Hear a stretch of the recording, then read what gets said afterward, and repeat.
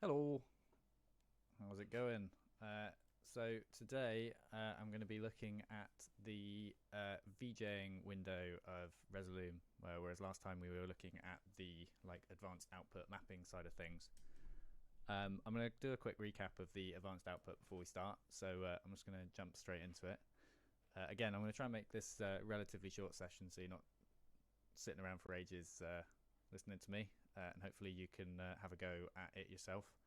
In the video description, I've actually put in the advanced output thing that I've made, the ultra stage from a few years ago with all this black marked on it, and then the mapping that I've done of it, so you can have a bit of a play around with like a virtual massive stage and see what you can do with it. So let's jump into the advanced output again. I'm not gonna run through it too much. If you want to look at advanced output, you can jump back to the last video and have a look at that. So if we go output advanced, so we've got our input selection and our output transformation. Input selection is so when we're in this screen here, this is our input. This is our input selection. So we select parts of this monitor that we want to output to certain places. And then in our output transformation, we take those slices that we made in the input and we tell it where we want them to go in the output. For things like video wall, generally the output transformation looks kind of boring because the way that video works is you output up just a big rectangle and then you hang the video wall up and it kind of works out where it's going, or you use a controller to tell it where it's going. But for the sake of this, and if you're using projectors as well, we've done it with slices in certain places, and you can see I had a quick go at it last time showing you how you could map all of this up, but I've now spent a bit of time and mapped each of the little chunks of video wall as a separate layer. I haven't done these little tiny ones in here because the angle was so steep that we were getting 3 or 4 pixels and I didn't think it was worth it. But everything else, you can see each one is like a layer and they've all got slightly confusing names. Cool. So I think that's most of the input output stuff. As I said, if you can get your hands on a projector or even just like a second monitor, you can have a bit of a play with this yourself and try and work out how to do it. Yeah, it's very much a have a go sort of situation. The last thing that I'm going to show you here is because I've put this file with all of this output and then also this picture as well. So if I just this slice, this this picture is also in the file, so you can load this whole show up so that you can have a bit of a play around with the mapping. The way that you load shows, I did put a description in it, but the Resolume saves everything under documents for some reason. And under the you drop it into presets, I think it's documents, Resolume, presets, advanced output, and then drop the file in there, and then it should appear in this list on the top left here. You can see I've only got my wall, which is the wall behind me, and ultra stage saved. Quite often you'll see if you come to Resolume and just open up the advanced output and start changing stuff, you'll be changing the previous saved show. So if there's someone saved a special show, there's one for the all the lights in the foundry ceiling, and occasionally someone will come in and build their show over the top of it and delete that, which is vaguely annoying. But so you got to make sure that you've got backups of these ones because it's quite easy to cover them up. But yeah, so if you just load a show and then you can load your show into it, you can also import export the mapping as a SGV file, and that's what I did. That's how I got all these black shapes. I mapped it in our output, and then I exported it, and it exported all of them as little lines, and then I just dropped it on top of it in Photoshop or something.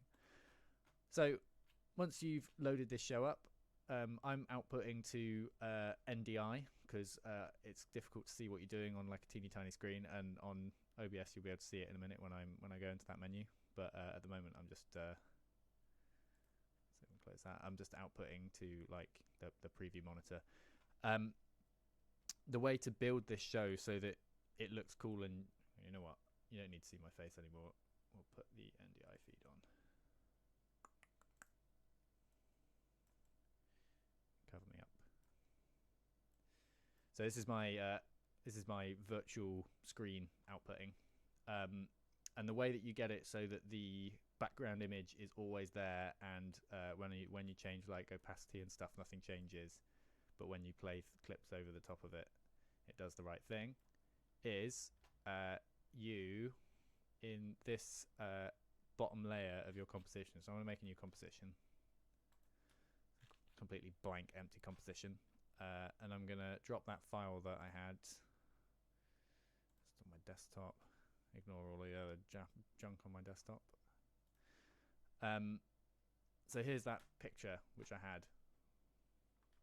Ooh, that's looking janky.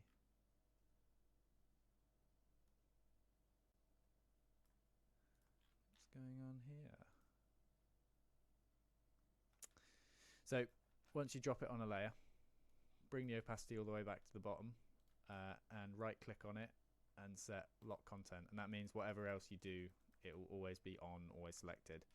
And then we go back to our advanced output and select our background layer down here and select the source input.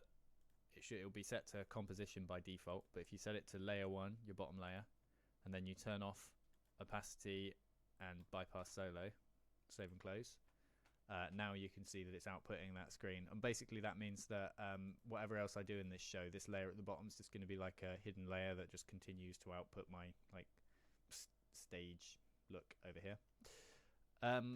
Cool. So built a new composition. When you come to Resolume, I suggest, unless it's your composition to start with, I suggest that you make a new one. So because people can put all kinds of like effects and stuff, and it's quite hidden in the stuff, and it won't be immediately obvious if someone's done that. So what we're going to do is you go composition, new composition, and it will bring up a screen like this, and then composition settings, and then it brings up a like save window. I'm going to leave mine as 1920 by 1080 because that's what I'm outputting as, and I'm going to set the name as like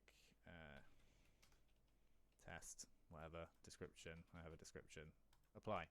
So that's now saved, so you can like open that composition in here. That also saves in documents by default. You can save it to other places if you want. So just to talk through, this is the window that you would use for like when you're actually running a show. That the advanced output window is for like setting your show up and getting everything ready, and then this is when you're actually like opping to a DJ or like a live band or something. This is where you drop your clips, this is where you put all your effects on it, and this is what you'll be looking at for most of the night. So just to talk you through all the like little windows and features in here.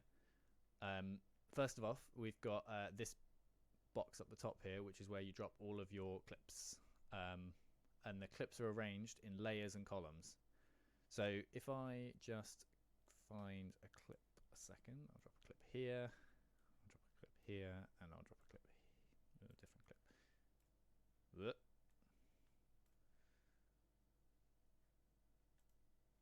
Thank you. Don't want it to crash again.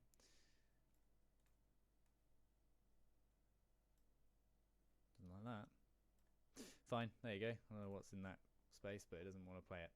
So a column, you can play as many clips in a column. I'm just going to make these large. Resize, stretch. So if you look at the output monitor here, if I play one clip and then I play another clip on top of it, they overlay each other. You can change how much they overlay each other with these faders here, which are like opacities faders. So you can have entirely the clip on top, or you can have entirely the clip underneath, or some mixture of the two. And obviously you can stack up as many clips as you want in that way. However, if you have two clips on the same layer, if I play this clip, you can see this clip stops playing, and that's because you can either have you can have as many columns as you want. Well, yeah, you can have as many clips in columns, but you can only have one across each layer. So I briefly touched on this like fader here. You can see I've got one that says M, A, and V. So M is master, A is audio, and V is video. Quite often you can like turn these on and off. When you come to Resolume, it might just have one green one. If you go in view, you can turn that on and off.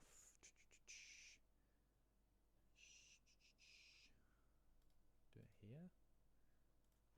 It's in the view file. layout. But yeah, something to note is if the master one is down, this one won't do anything. I've had a few shows recently where the audio one has been hidden and it's been down all the way, and then when you're trying to like make a clip with audio play and nothing's happening, it's because this will be hidden. So that's why I leave it on all the time now, despite the fact I'm not using them.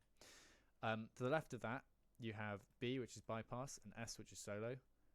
They're vaguely useful. Bypass just means you turn the layer off. Solo means that that layer will play regardless of what else is playing. That layer will always just be playing. And on the left here, you've got a cross, which just cancels the layer. There's these little A and B buttons down here. These are like a crossfade, so I can set this layer to layer A and this layer to layer B, and then this crossfader down here lets me fade between the two of them.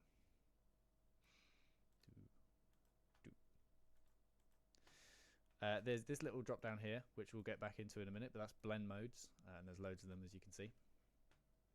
If we drop down, no, actually, last thing, before we move off this screen, when you click on a clip, it plays a clip. If you click on the picture of a clip. If you click on the name of the clip, it previews the clip.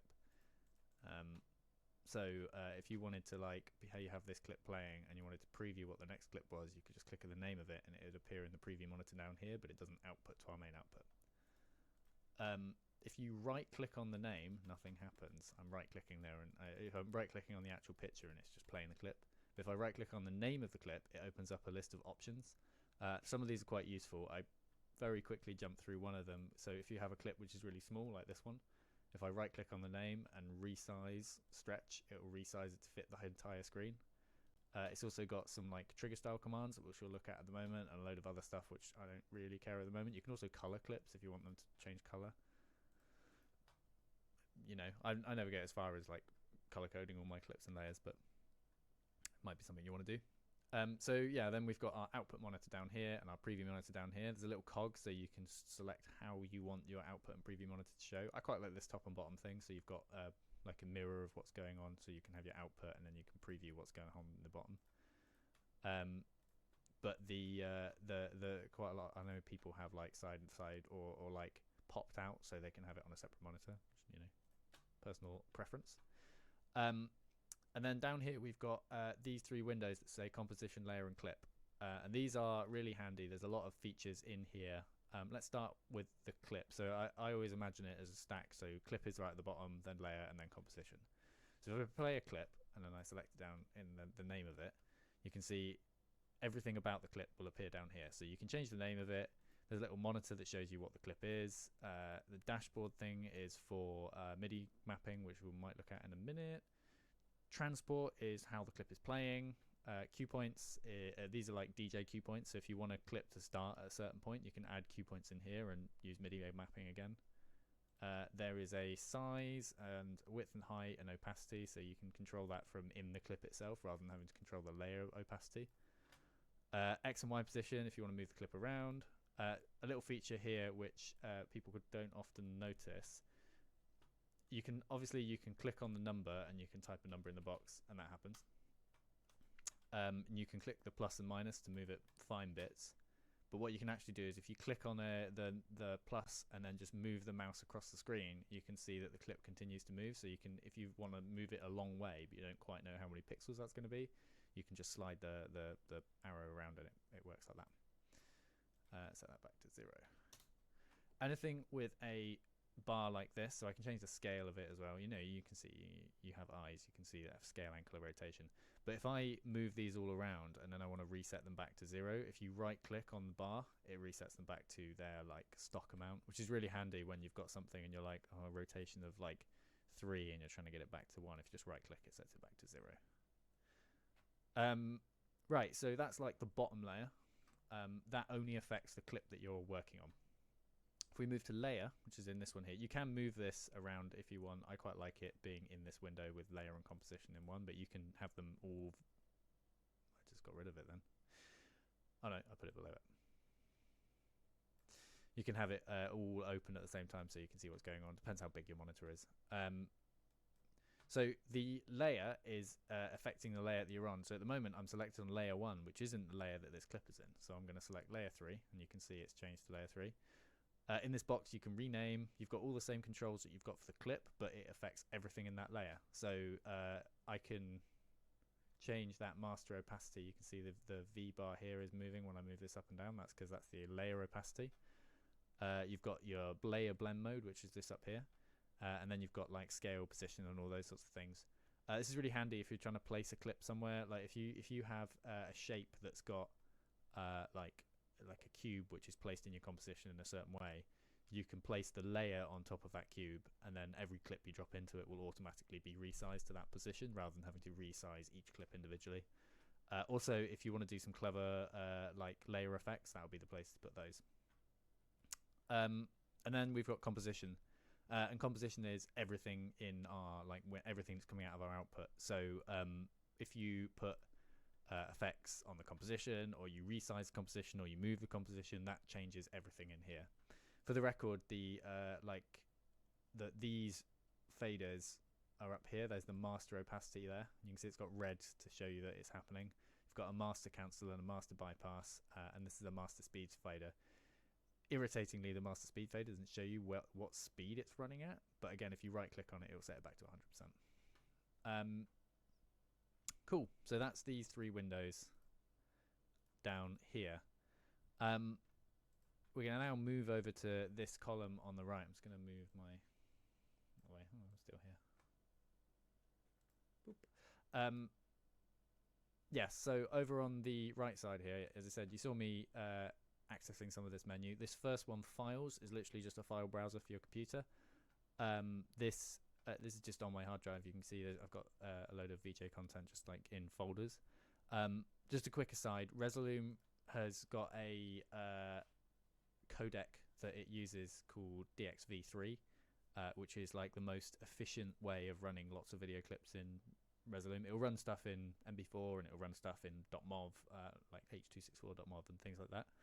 But you'll really notice a dip in performance if you're using lots of those clips. Whereas with DXV3s, it works really well. It works all the time. The other one that works quite nicely, you can see this clip is Turbo JPEG, and those sort of like uncompressed motion JPEG sort of video clips work quite well. But yeah, DXV3 is the one to go for. You can download the DXV3 codec off the Resolume website, and they also have set up a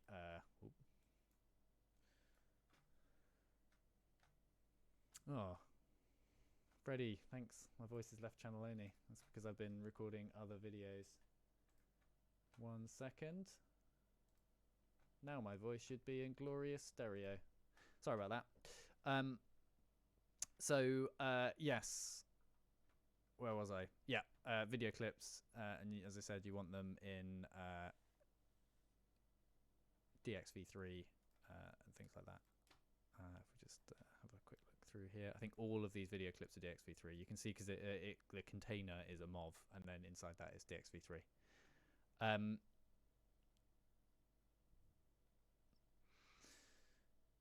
Where was I going with that? I got distracted. So yeah, in each of these menus, because DXV3 isn't something that Windows can just read itself, you can download Resolume Ali, which is a free download, which lets you convert normal video files into DXV3. But also when you're in this menu over on the right here, if you double click on a clip,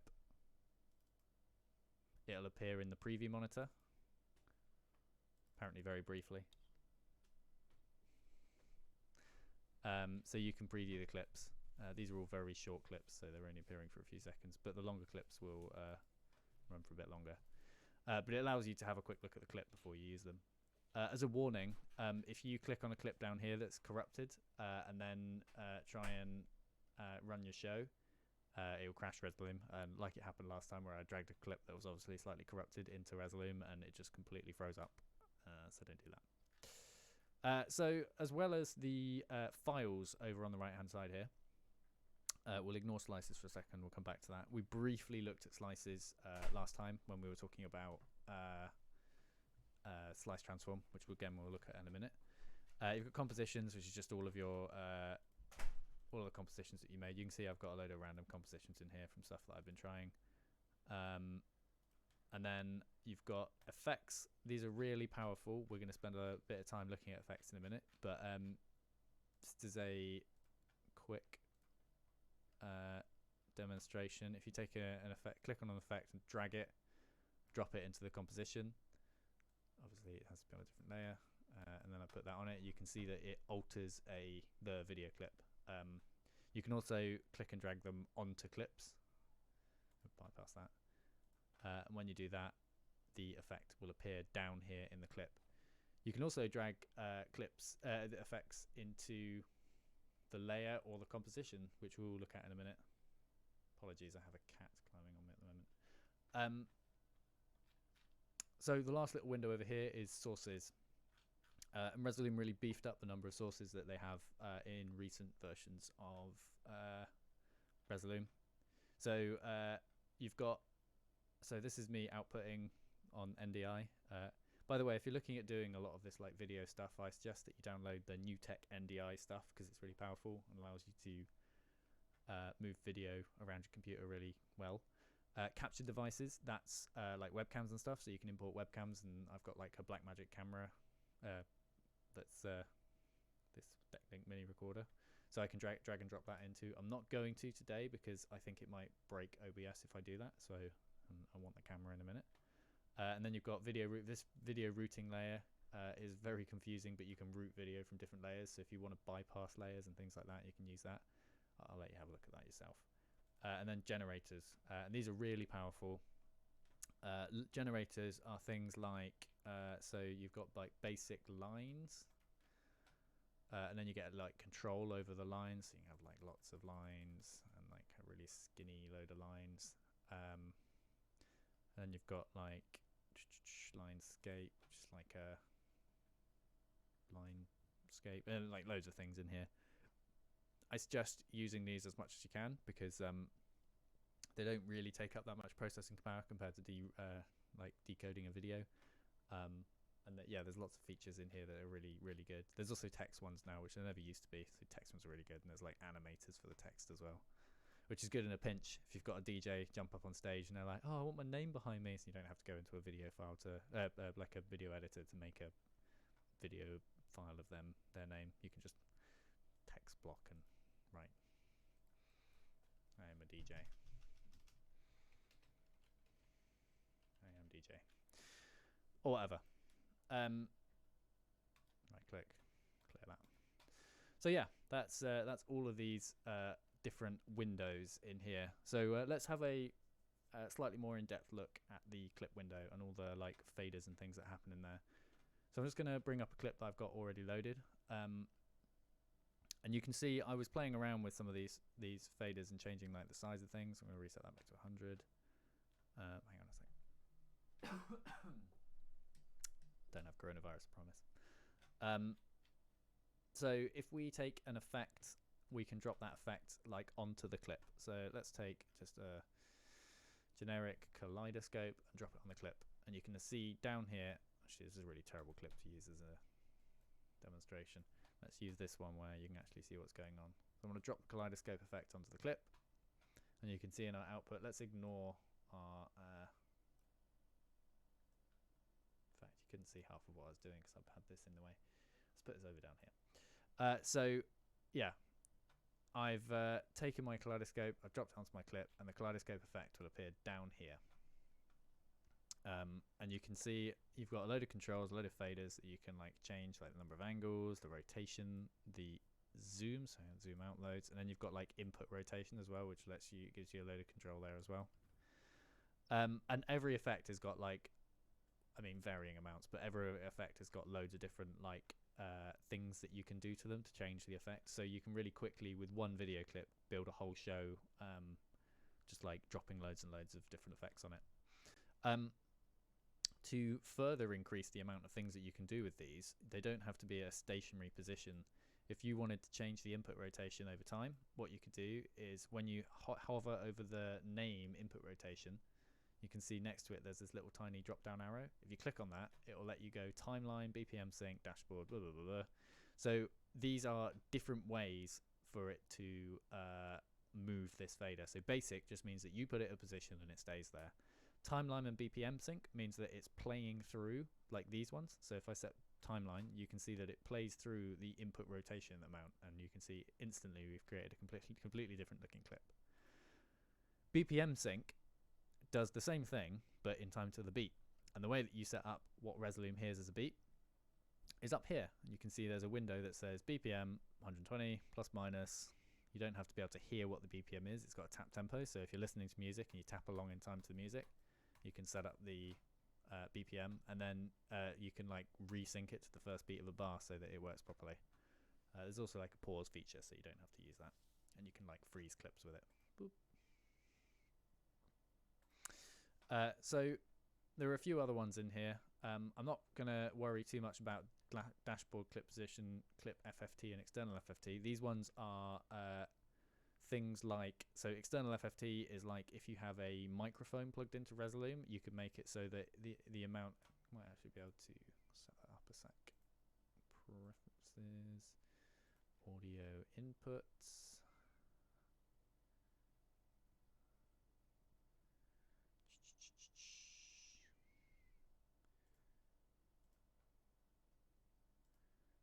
Check. Gain all the way up. Yeah, look, you can see my voice now is changing the input rotation. This is better if you're trying to make like stuff that reacts to the audio. Obviously, you need a microphone plugged into your PC or your laptop. But yeah, it works quite well. You can also open this up, and you can see the frequencies while I'm talking. I've gained it up so much that. But yeah, you can select the frequencies. Any of these fader bars with a clip moving through it, you can grab the green ends of it and you can drag it in. So you can change the maximum amount. So I can drag this all the way down. So the maximum input rotation is that, and then the minimum's that. And then you can select which frequencies it listens to in this FFT thing. So we like drag it down here, so it's only listening to low frequencies. So if you wanted to set up a graphic EQ, you could set up the height of the clip to be selected by external FFT, and then select different frequencies for each of the bars to move up and down to, and then you could make like a bouncing graphic EQ, which people have done. So that's external FFT, and then down here the last one is envelope. So I'm going to set it back to basic. You know what, let's change this back to basic, and let's use angles. So envelope is a really powerful new feature where it allows you to change how the clip plays through. So at the moment the clip is playing in a linear fashion. It's going through the number of angles, up, 1, 1, 1, 1, 1. What I can do with the envelope feature, go back to envelope.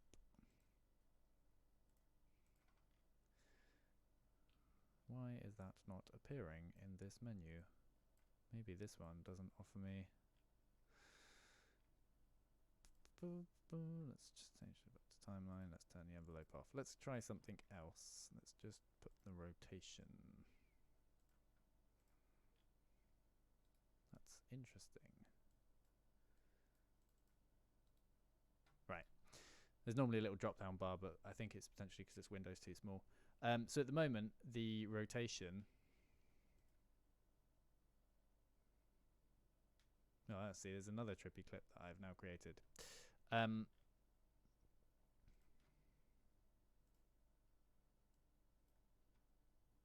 the moment, the rotation is moving linearly between 0.1 and 0.2, but you can add points in and make it so that it's fast to start with and then slow to second, or you can make it so that it's got like a curvy sine in, or you can have like some exponential in and out, so it's quick and slow. And this really lets you like change how a clip moves.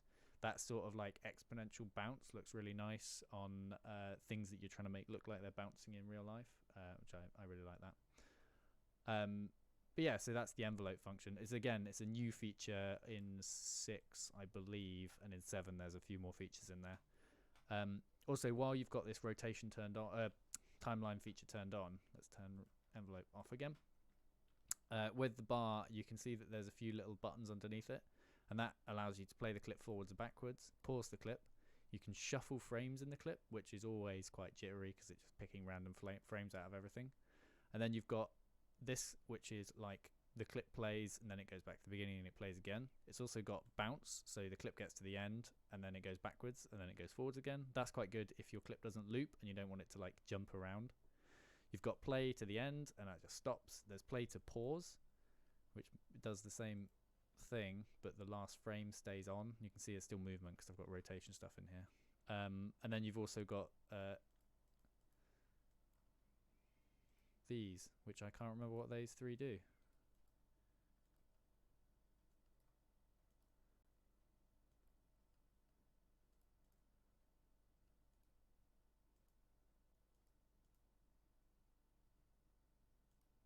How embarrassing. I don't know what those three do. I've never used those.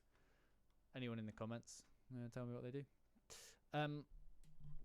So yeah, those are the ways that we can fiddle around with clips in our output window. Just looking at my notes.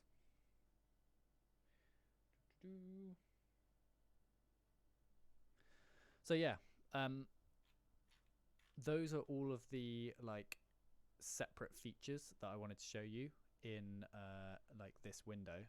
What I'm going to do now is I'm going to load a show that I made earlier and show you how I would just like set up a show using the this stage that we set up. I'm not going to build a full show because generally I spend quite a long time fiddling around with it, but we'll explore some of the features and then I'll map the MIDI keyboard so you can see how that all works. So we're going to go to our composition and we're going to load training day 2, and all I've got in here is the background locked like it well, it's not locked. Lock content. Probably best to play it first and then lock content. So yeah, bottom layer locked, don't care about that anymore. And then I've just got a load of video clips that I've dropped on here. If you browse the internet, you'll find plenty of free VJ stuff. There's a group on Facebook called like Resolume, and people post stuff on there all the time. Yeah, I've just built up a load of clips over time. As I said in the last video, Beeple has a Vimeo channel where he releases loads and loads and loads of VJ content, which all looks quite nice. This was an unreleased pack just before Christmas. People who just had like extra bits in their packs, they just released loads of extra bits. So I'll make this a bit bigger. And you can see I've just layered up loads of video clips. And you can just like, you know, it looks alright in your output window, but then on the stage itself down here,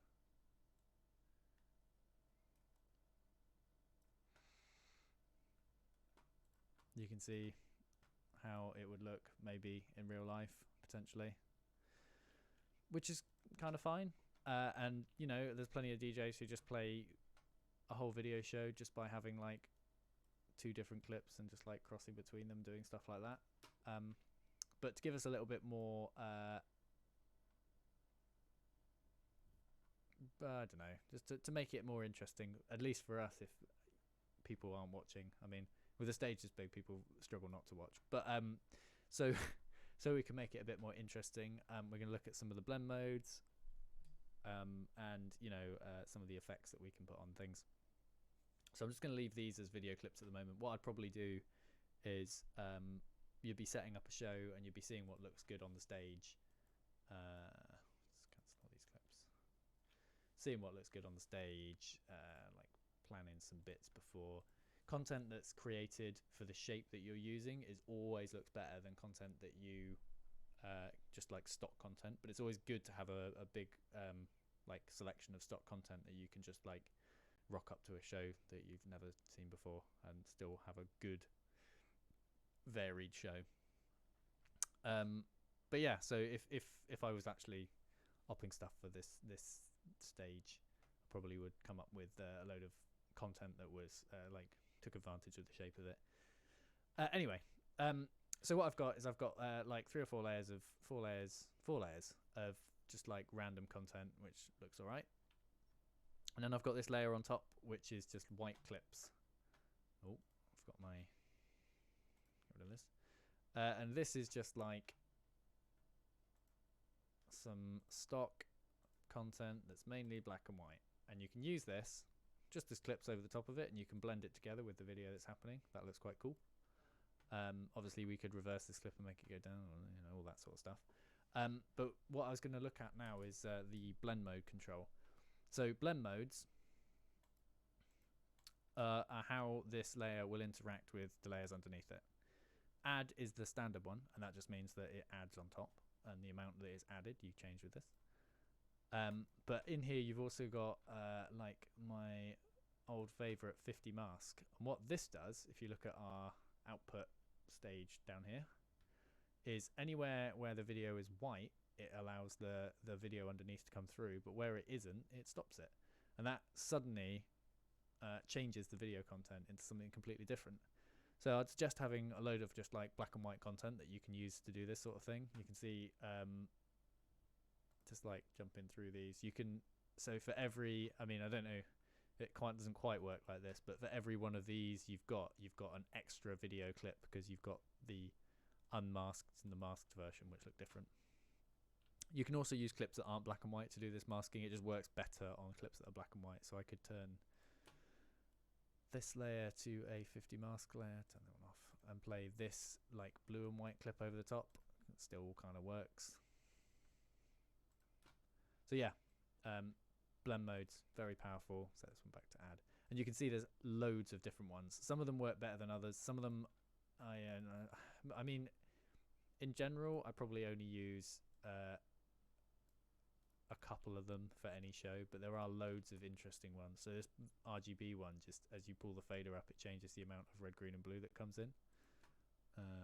Shift RGB, like, trail them away. You get the idea. I'm not going to go through all of the different blend modes. It's just worth having a look at these and you know, using some of them. Ads kind of boring when you suddenly realize all the other stuff that's in there.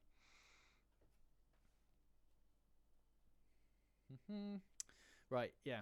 So now that we've got like a masking layer and a load of clip layers, now look at effects. So as I said, you can drop effects onto your clip if you want to change the look of the clip. Quite often I'll use I'm going to move my window out of the way, make it smaller again for now, so that you can see the effects side over here. Effect that I use absolutely loads is this brightness contrast effect. If you've got a like clip, this is a good example, a clip with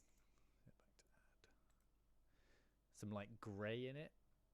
If you use the brightness contrast and you want to make it so it's just like a purely black and white clip, you can push contrast up really high and then bring the brightness down, and now you can see that I've made it just kind of black and white. You can do the same thing if you drop this on top of like a clip with loads of colours on it. So this one at the moment is like, you know, quite a lot of like kind of pastel-y colours. And if I use the set the speed to 0 there. If I go into brightness contrast, push the contrast all the way to the top and then bring the brightness down, you can see it kind of like saturates the colours to like a full yellow and like kills off a load of the other ones. It can be really handy depending on what video clips you've got to use that effect to, you know, change stuff around. So the clips that the effects that you've got is you've got those sort of like useful utility ones, and like chroma key and things like that, which are the chroma key will just allow you to mask out parts of the clip. So the chroma key hue, you can see you can like allow stuff from the layer underneath to come through, but only in certain places. A warning, chroma key is very intensive on the CPU because it has to like check each frame and see what's going on before it can output. Get rid of that one. But as well as that, you've got ones which like distort the image in some way. You've got like these delay RGB. I'll just drop these on the layer up here. You've got the like delay RGB, and you've got like that kaleidoscope that I had, and the infinite zoom, which does some like zoomy stuff, and like this, like these like mirror ones.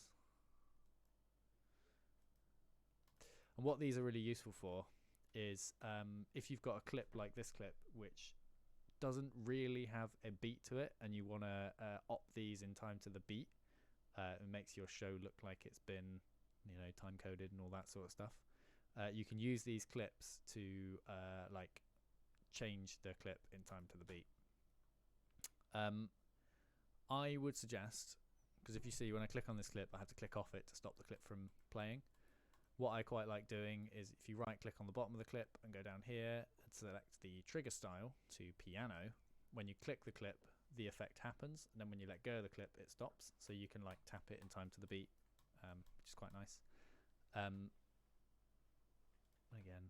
trigger style, piano, and then delay, delay, delay. When placing these like effect clips, I put them in two different places. So I normally make myself a layer on the top where I can put some effect clips, because then you can see them, they're there, and they affect everything underneath it. The problem with putting them just all on one layer is that you can only ever have one effect running at any one time. And quite often it's nice to like layer effects on top of each other to try and change how the show's looking. So in that state, I would put some of my effects onto my composition, and then you can control them within the composition. So delay RGB is a good example of one that you might want to have with other things. So you could put like, shift RGB in your composition, and then like shift them around a bit like that. And then when you turn it on, it shifts any clip that's happening. These layers turned up and down. Yeah, you can see, you can shift the clip. Obviously, it's quite laborious to access those effects down here, which is why quite often I'll use a MIDI or key control to do that, which we'll look at just after this. It's going to drop a couple more. Strobe's always a good effect. If you're, especially if you're doing like drum and bass or any sort of like music that's got like a heavy beat and big drops in it. So if you set this to trigger style, where have I gone? Trigger style piano. You can see that it turns on and off very slowly. You can change the frequency of it down here. You can have like a really fast strobe, or you can set it to like a timeline, and then like up here, and then random, and then you get like a random strobe. The two types of strobe you can use a white strobe, but unless you're using video wall, you're probably never going to get as bright as the lights. Lights are always really bright. It's kind of in their name, but what's quite nice is using making a black strobe and then strobing over the top of video clips, and then your clip flashes rather than just flashing the screen white. So you'll put like a strobe there, and delay RGB, and a infinite zoom. Oh, this one I need to style piano. Right, so there's a few clips, a few effects, and that's how I would like start layering them in. Before we map a MIDI controller, I'm quickly going to talk about Slice Transform again, my new favorite thing. So the reason I've put all of my masking clips on one layer is also because a lot of these will look good as Slice Transform clips. So what I'm going to do is I'm going to crack out Slice Transform. And instead of dropping it on my composition or anything like that, I'm just going to drop it on layer 6. Dunk. And then we'll go to layer 6. You see my Slice Transform down here. And then I go to my slices, and I'm going to select everything other than my background slice in my main screen. Boop. Drag those in there, drop them there. And you can see instantly, it looks a bit dumb in our output monitor, but if I drag my actual output screen out, you can see that, oh, what's it set to? Right. So at the moment it's set to fill, so we're going to set it to stretch so that it stretches at each. So each clip now has each slice that I created in my output is outputting the same image up here. Things like this one looks really cool because it's like rectangle around each slice, or this one where it's like each piece, or this one. So yeah, now I've got one layer where I can duplicate all of my video clips over the whole thing, or I can make it so that it's just like one big clip across the two of it. Again, you could map this onto like a MIDI controller somewhere. We'll look at that in a second. Just gonna bypass that. And while we're on the subject of slice transform, another really powerful feature of it, because of the way that it samples things, turn this off, because of the way it samples where things happen, if I drop another slice transform onto the layer underneath, what I've done in my advanced output is I've created a dummy screen, which isn't outputting to anywhere, which has just got a left and a right piece. Just drag this all the way to the top. It doesn't work amazingly well for our ultra stage, but we'll look at that anyway. Save and close. So if I use those left and right slices that I created in my layer 5 slice transform,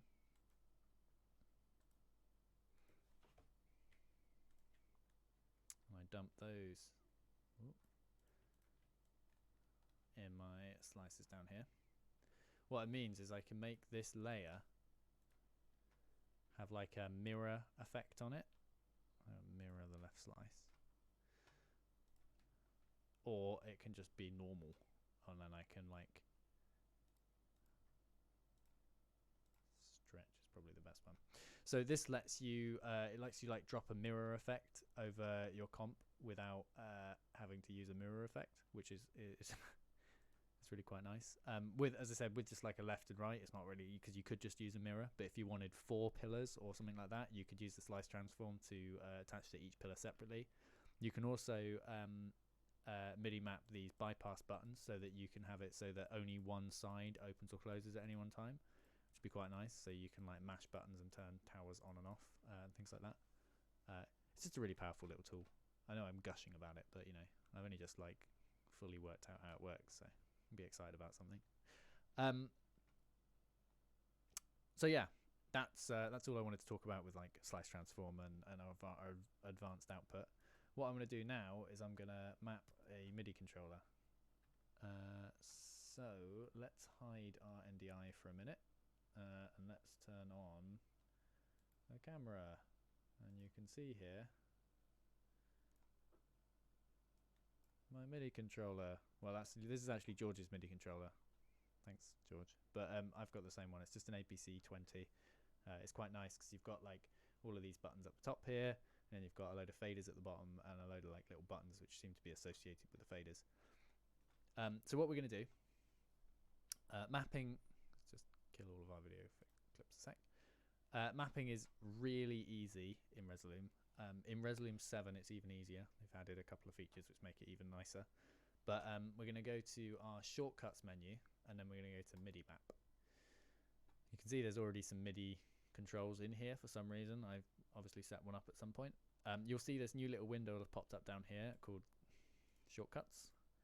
So if we just make a new one called test 2, deletes all of our shortcuts for us. So to make a MIDI shortcut, all you do is click where you want the MIDI shortcut to be, and then click a button on the MIDI controller, and you can see the little name appears in the top here. So I'll just go across this top row, boop, and then hit escape on the keyboard, and now you can see the lights that have clips in them have lit up. So there's APC like links with Resolume quite nicely. So you can see where you've got video clips, and if you imagine that this whole composition is my pad of buttons here, you can see where there's clips. Unfortunately, they're not video screens, so you can't see what they are. Some really, you can get like those Stream Deck MIDI controllers, which are really fancy, which allows you to do that. But yeah, so if I like press a button, you can see that the clip is triggering, the effect is triggering. And then this will let you like mash buttons to the beat much nicer. Don't worry if you don't have a MIDI controller. You can also map it to your keyboard. So if you go to shortcut, edit keyboard, Again, you can see that it's got like a default keyboard mapping. So just get rid of that, make a new one, call it test do. And then if I just like slide my keyboard across so you can see it, if I just click a thing and then click a keyboard number or whatever, that number will now trigger that clip. Obviously, MIDI controllers are better because you've got like faders and knobs, but keyboard works in a pinch. I had a little while ago, I didn't have a MIDI controller, so I just used the keyboard and it worked quite nicely. So other things that you can do, obviously we've got faders here at the bottom of our MIDI controller. So if we go back to our shortcuts, edit MIDI, I want this fader on the left here to control maybe this. So I just wiggled the fader and it appears in here. And then this one to control this one, this one to control this one, this one, and this one to control this one. And I'm going to hit escape. And you can see now that the opacity is controlled by a fader, which is really handy because it allows you to like fade between things nicely. If I put a video clip on all the layers, you can see that you can like do some nice fading stuff. There's also the crossfader that I was talking about earlier. I don't normally use that, but you could put that on one of these faders as well. So you could have it so that it crossfaded between different video clips. I've actually got down here, you can't see my labeling, but I've got these three faders here set as like a red, blue and green so that I can change the color of video clips depending on what's happening. When you're opping video, if you've got a lighting engineer as well, quite often you'll want to make sure that you're using complementary colors to each other so that it doesn't look like a horrible mess of a show. To do that, we're going to use stuff in our composition. So I'm going to get a effect. I'm going to get add subtract, and what that does is it adds and subtracts colors. So you can see that's appeared in our composition window, and you can see that you can add. Let's find a clip with more colors in it. All of these are quite monotone clips. Fine, this one's got quite a lot of colors in it. You can see I can take away all of the red in the clip. You can also add loads of red if you particularly want, which I'm not sure you ever really want to do that, but maybe you do. The right click to set it back to 0. So I'm going to set these three faders as going to be, these three faders here are going to be red, green and blue. So output, shortcuts, MIDI, red, green, whoop, green, blue. Escape.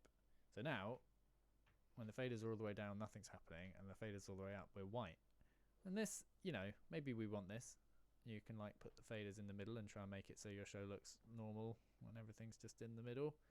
But it's quite difficult, especially with faders like this that don't have like center click points, to make sure that your video clip is always like the correct color. You don't always get to see this because when you're opping a show, you'd probably have this window like a lot smaller so you can't see what's going on. So when you create a MIDI shortcut,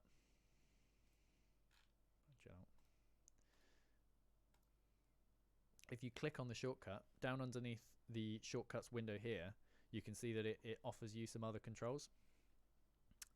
Channel and CC is just the channel and address that it is, so each button has got its own channel and address. You can see there's loads of different ones. MIDI's weird, it comes from like keyboards, and it's just been like shoehorned into loads of things, so the names are just stupid, it's just like notes and stuff. Absolute and relative button mode is quite useful depending on what you're doing. We'll have a look at something using this knob in a minute that uses absolute and relative. But what we're looking at the moment is range. What we really want is we want when the fader's all the way up to have it in the middle, and when the fader's all the way down to have it at the left. So we're going to set it so that the range is 0 to -1. Oh, you see there I wiggled the fader so it tried to remap it. You've got to be careful that you don't accidentally press the button and remap it to something else. So we're going to set this one to 0 as well, and this one to 0 as well, and then cancel out of that. So now when the fader's all the way at the top, you get the full video clip, and when you pull the fader all the way to the bottom, it removes it, which is much better. That's what we want. And then you can do all kinds of cool stuff. But yeah, this lets you, especially if you've got very garish multicolored clips, this lets you take color out of them and turn them into like decent color for what's happening with the lights, which is quite nice. So that's our RGB. And then also, while we're on the faders down here, what I quite like to do is set the last fader on the right here as my master fader. So let's just do that now. Edit MIDI, master fader. There you go.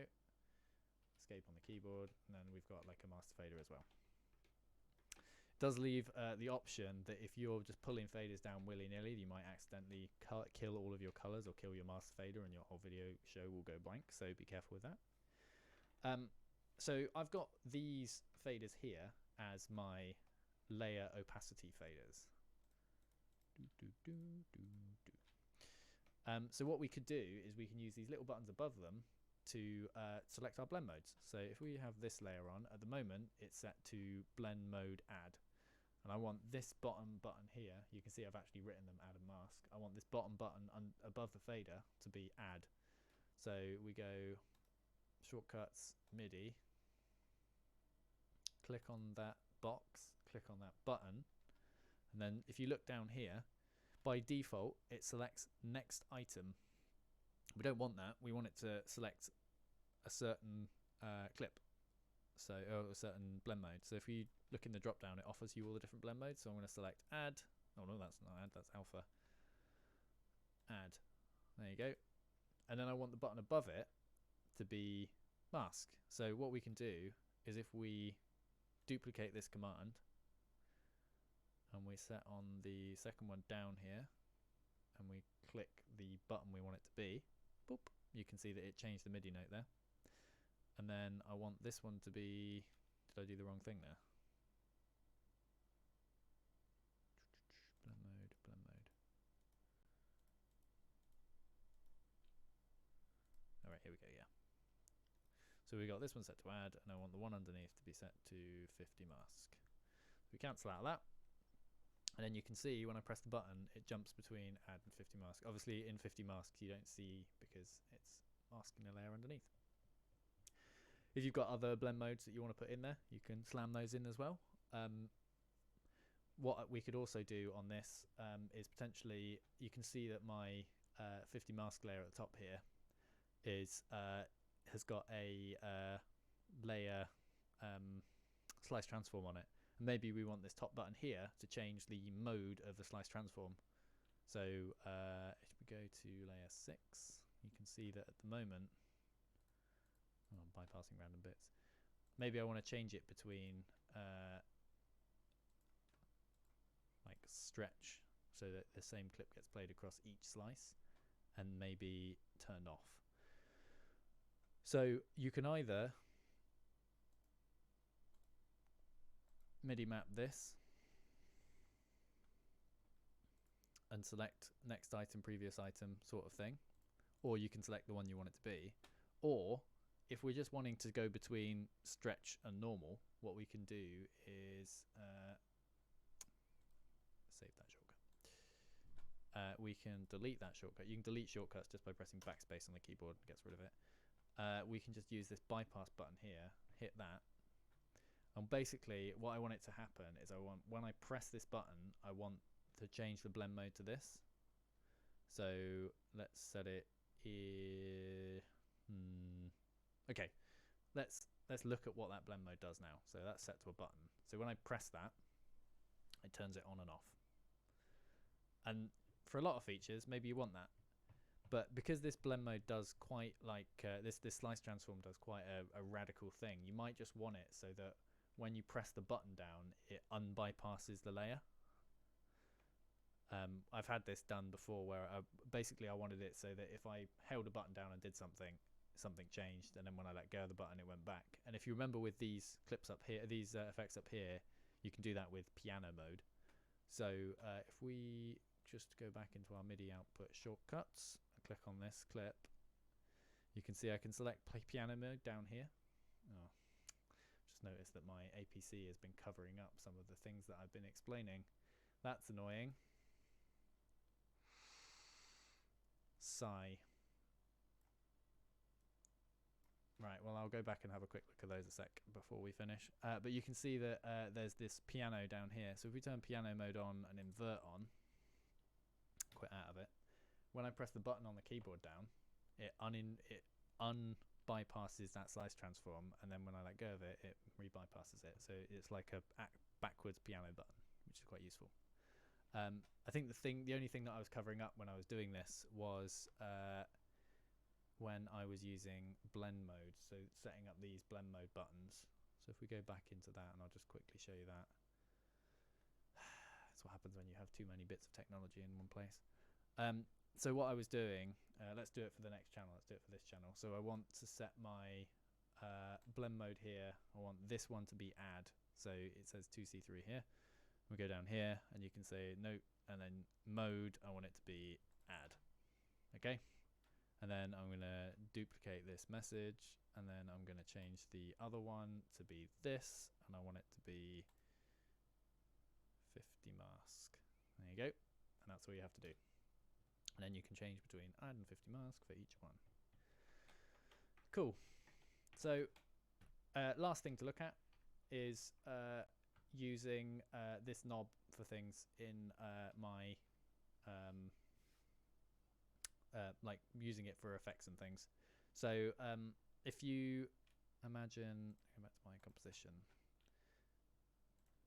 if you imagine maybe that this shift RGB here I wanted as an effect, so I'm going to place some effects on like these knobs here, these buttons here. So I'm going to do that invert shortcuts MIDI.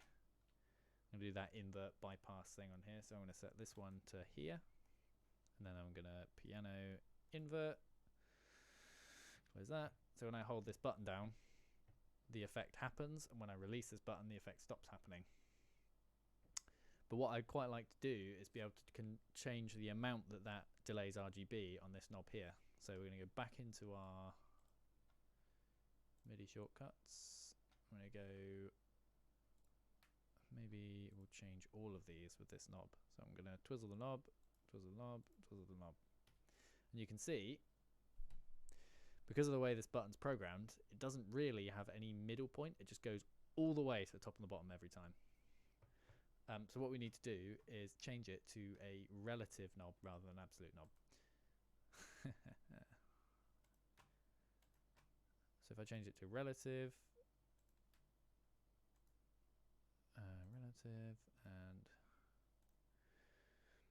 relative, annoyingly, because this is a delay RGB and I'm delaying all of them, what I'm going to do is just delay one of them, because if I delay all of them, it just moves the clip, it doesn't delay any of them. So if I hit escape and then I hit, I'm going to set these back to 0. So I unhide that clip so it's visible. Oh, did I actually change that knob to?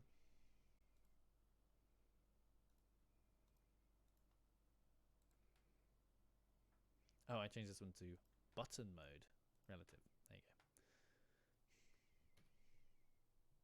go. Now you can see I've got like a smooth movement between them. And you can program like one button or one knob to do loads of different things. So this could be your effect knob. So when you're holding an effect button down, it does the thing that you want it to do. Just to warn you, if you've got multiple things in this knob programmed to do those, you can cause problems by doing everything at once. You can also use these you can like link things together with these link buttons and then use the knob to like link between them. I feel like I've talked constantly for an hour. In fact, I've talked constantly for an hour, so I probably have. That's about all I wanted to show you today. I think the best way of learning Resolume is by doing. So I really recommend that you download some video clips, map your keyboards, maybe download this file. As I said, I left it as a link to a Google Drive in the description of the video. And then you can have a bit of a play around, try and build a show, try and make something that looks cool. Again, as always, any questions, post them in the comments. Me or a member of TSC will get back to you. Thanks for listening.